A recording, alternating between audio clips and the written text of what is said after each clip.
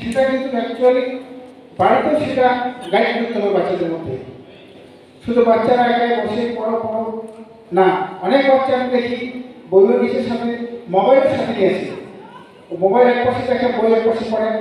অনেক জায়গায় আমি দেখি বাচ্চাদের অনেক ফ্যামিলি বাড়িতে আমি যাই ঘুরতে, সত্যি মোবাইল তো একটা ইন্টারনেট জিনিস, বিজ্ঞান চলে আসছে অনেক কাছাকাছি, কিন্তু মোবাইল যেরকম উপকারিত তত ক্ষতিও হয়। তাই লেখাপড়ার থেকে বাচ্চাদের যদি মনোযোগ এবং তাদের উৎসাহ আনন্দ দিতে হয় মা বাবাকে দিতে হবে আগে ফার্স্ট।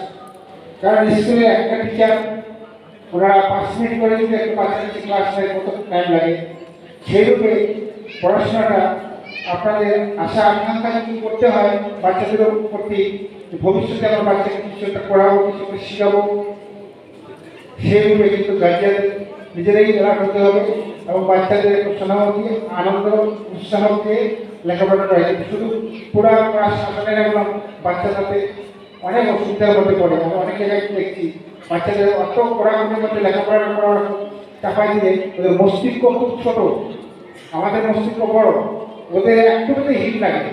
তাই ওদেরকে আনন্দ হিসেবেই লেখাপড়াটা করা যায়।